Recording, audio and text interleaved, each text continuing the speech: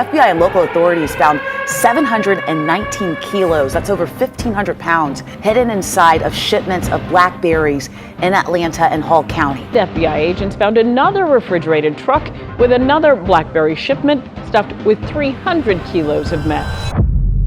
Federal agents just pulled off one of the biggest drug busts North Georgia has ever seen. The DEA, FBI, Georgia Bureau of Investigation, and Hall County Sheriff's Office worked together to take down a massive methamphetamine operation.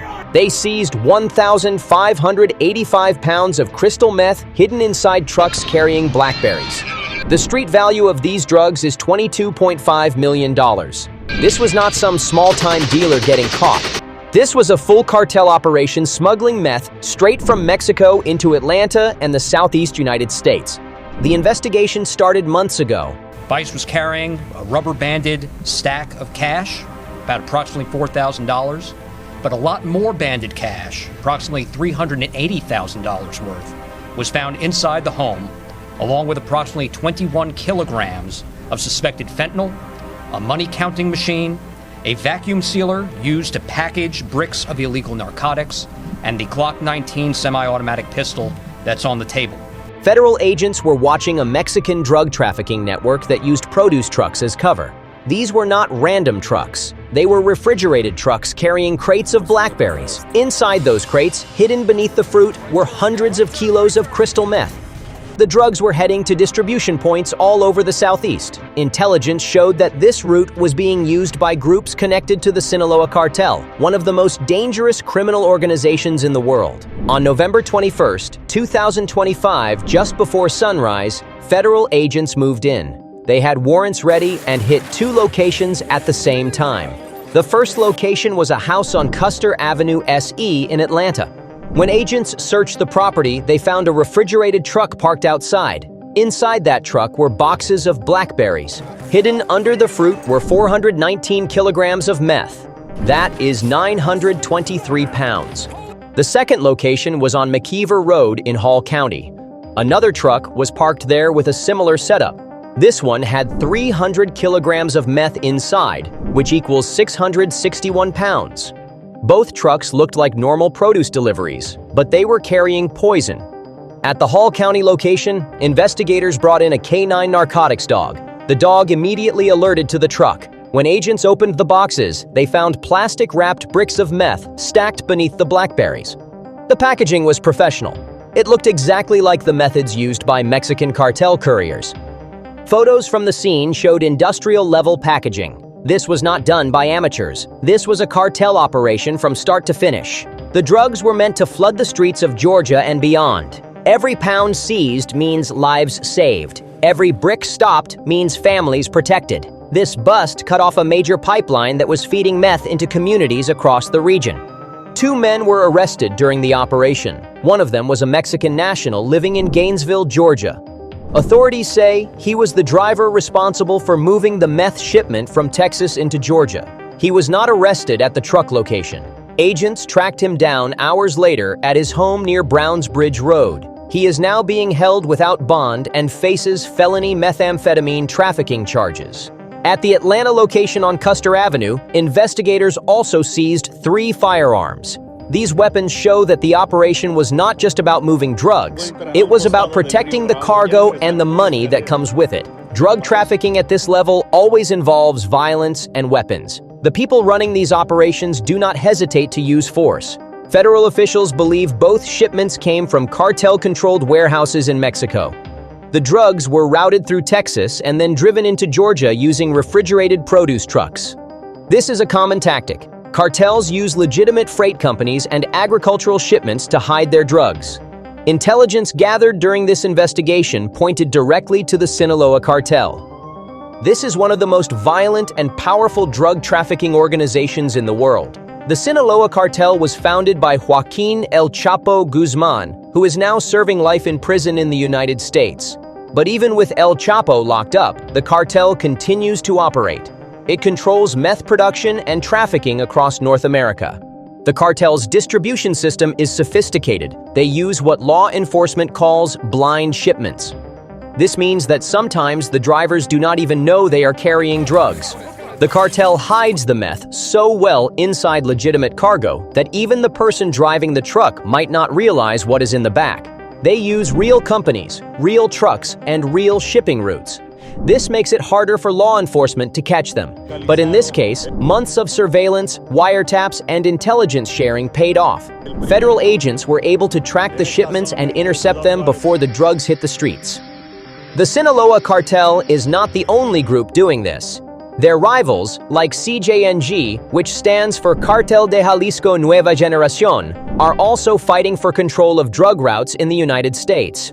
These cartels have turned major American cities into battlegrounds. They use front companies and agricultural shipments to disguise narcotics entering U.S. markets.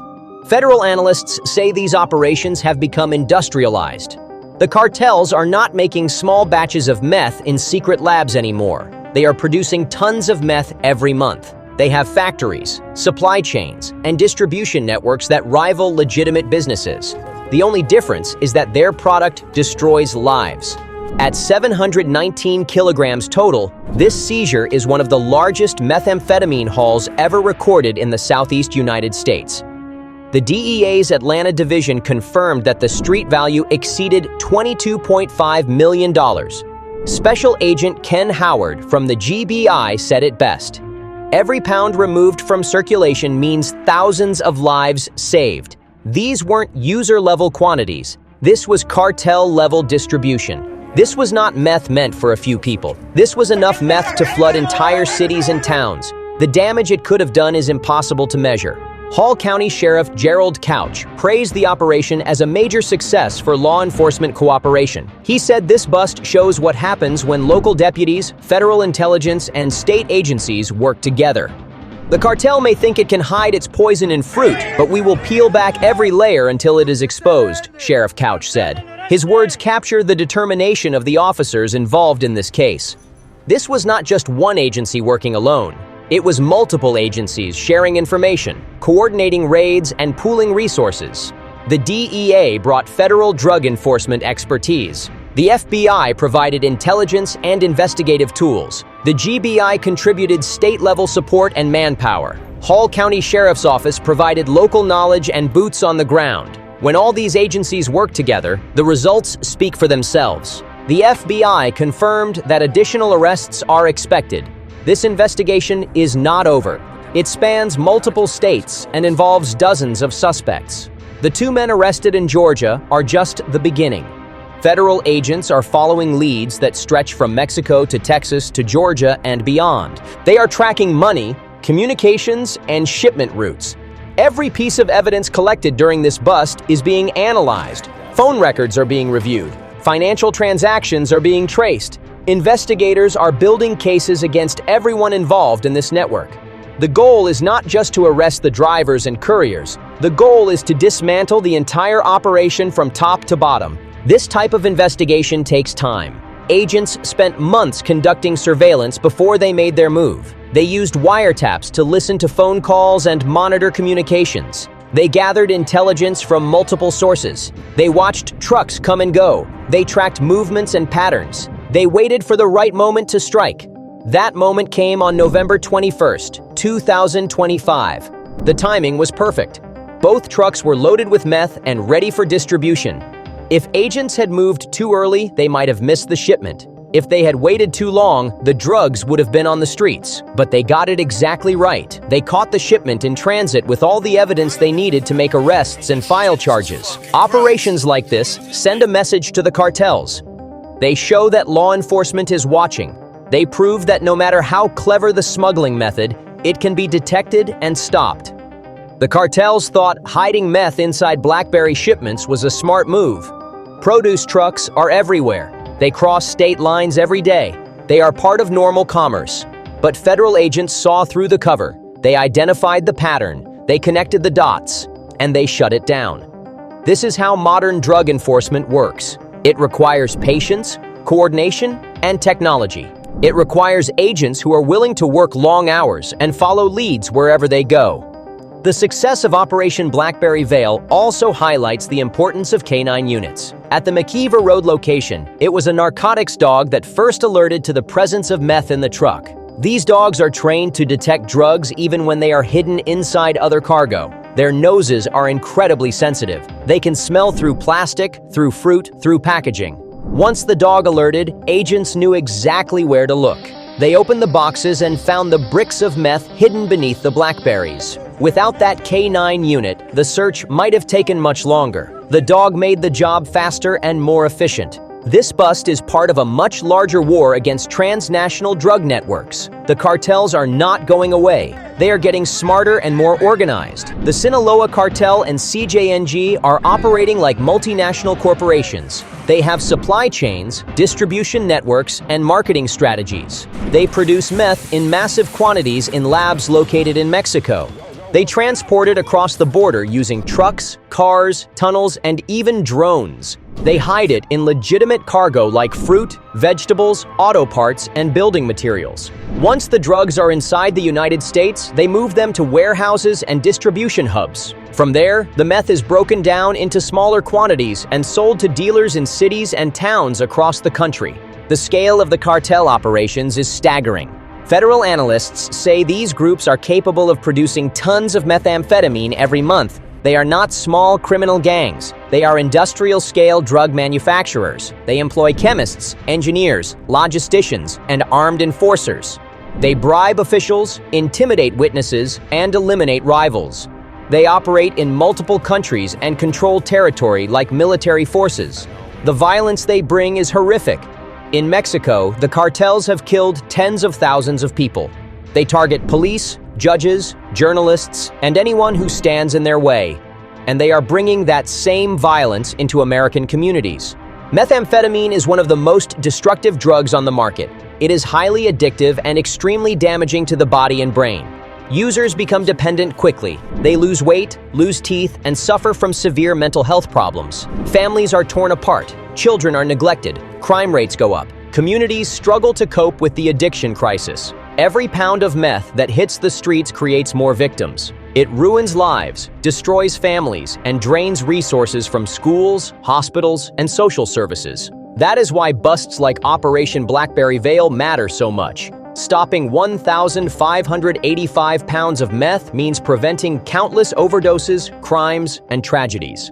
But law enforcement cannot win this fight alone. The demand for meth in the United States is what drives the cartels.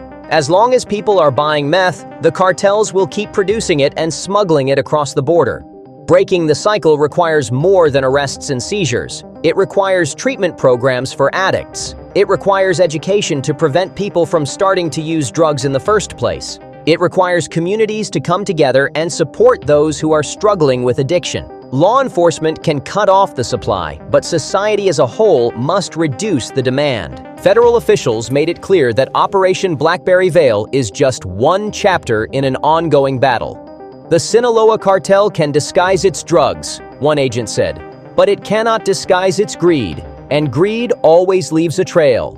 Those words sum up the determination of the men and women fighting this war. The cartels are motivated by money. They will take enormous risks to protect their profits. But every risk they take creates an opportunity for law enforcement. Every shipment they send can be tracked. Every phone call they make can be monitored. Every transaction they conduct leaves evidence. And eventually, that evidence leads to busts like this one. The message to the cartels is simple. You cannot hide forever. You cannot operate with impunity. Law enforcement is watching, waiting, and ready to strike. This $22.5 million bust proves it. Those 1,585 pounds of meth will never reach the streets. Those 2 trucks full of blackberries will never become vehicles of death, and the fight continues.